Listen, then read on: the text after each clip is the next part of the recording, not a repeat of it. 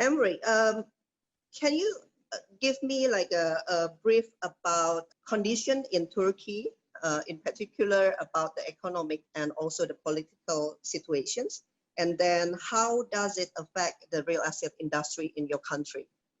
So, sorry for this is Turkish, but what basically it says, it's a graphic, and we don't need to get into details. I'll just give you some headlines on this slide. But this is the last 7 years in Turkey. The reason that I have covered the 7 years of time is this is actually when I have launched my region, my Keller Williams business. The very first market was on January 2014, and right after that time we have experienced one of the major riots that happened at that time. So this is basically the major incidents that we have been experiencing in the last 7 years. The colorful line that you see here, Linda, is the exchange rate, which in our case, our local currency is lira, like Italians, it's lira, it's Turkish lira. And this is Turkish lira against US dollars. So the time that I have founded my business, my new venture, Keller Williams Turkey, the $1 was 1.8 Turkish liras. And today it is almost 7 Turkish liras. So this is basically how big is the devaluation of Turkish lira against US dollars. There are several reasons for that, and I have tried to show you those reasons in this, animations. We have been experiencing lots of political, economical, and challenges, and due to some of the, I would say, here you see the bombings or some issues in the region too. We've been having issues not only in our country and across our borders too. This is not only Turkey or our region. The world has been experiencing lots of challenges in the last 6 or 7 years. So this is how you see how significant the major issues are. There are so many details within those major issues, but it hasn't been an easy 6-7 years in my case since I have launched the business. The one reason that we decided to share this with you guys is that we basically have different roles in this life. One of our role is being the business person, or we have roles in our business life. So we need to make decisions.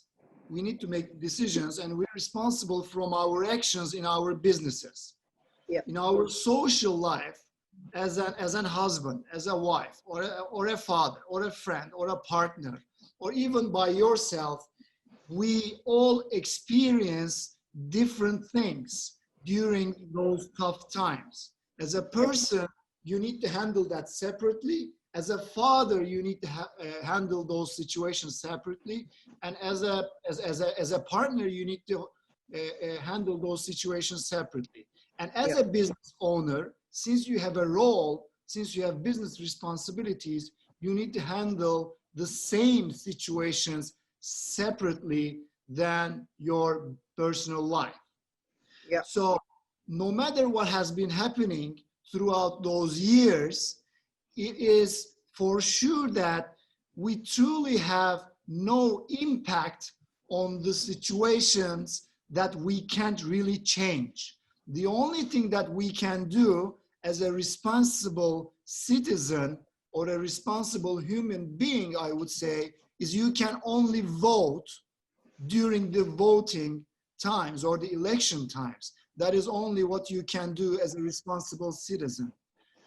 Other than that, I think we all have to focus on the things that we have an impact on or we can change. This is how I look at the world in terms of my business attitude.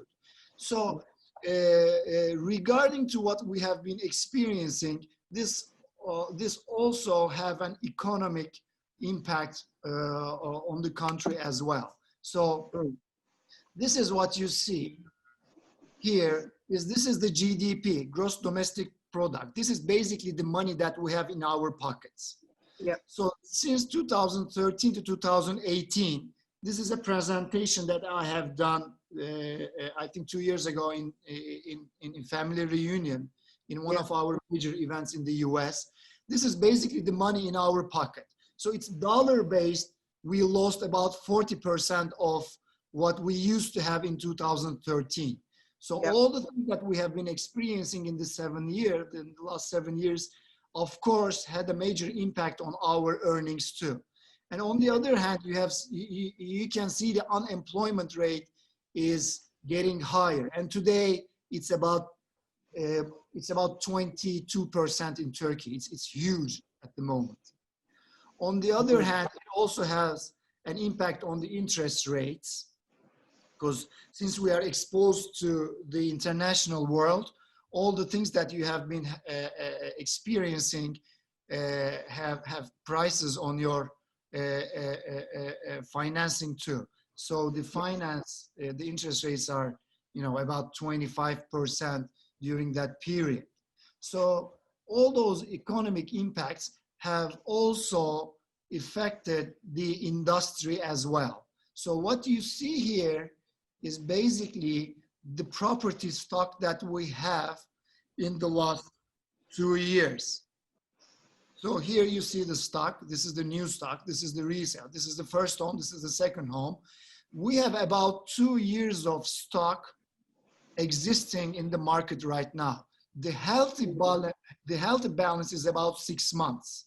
Let's say if no one produces any more construction, any more new homes, any more new properties, all we go and sell the existing properties, it has to be finished in 6 months. That's a healthy market. In our case, it's about 2 years now. It's about 2 years now. So it's huge. We have huge amount of stock. On the other hand, you see the house price index. The house prices went down little over 30%. The updated number is about 34%. Since 2014 to date, the house prices went down about 34% today. So it's a huge plunge on the prices. Yeah. And another thing that we have been suffering right now is the government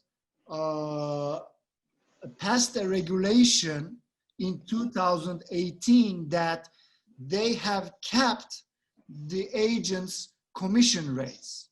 Historically, it has been 3% per side, and the government just passed a regulation 2 years ago that the agents can only get maximum of 2% per side, which means that from 3% to 2%, we basically lost more than 30% of our revenues. It's a huge loss. So the reason that I'm showing this is it has been quite challenging on the living side, on the economy side, and on the industry side.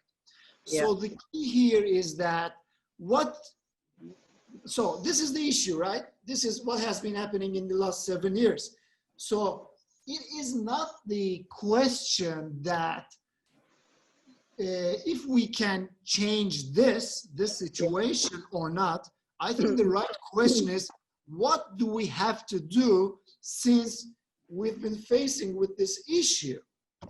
So we came up with a strategy basically 6 years ago, and we still hang on with that strategy because nothing really changed. On top of what we have been seeing, now we have the COVID, right? We have the pandemic. So another shift.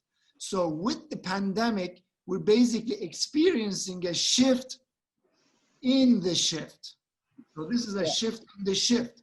So we still need to keep that shifting mindset and focus on the things that we have an impact on, rather than losing our time, energy, and finances on the things that we have no impact on.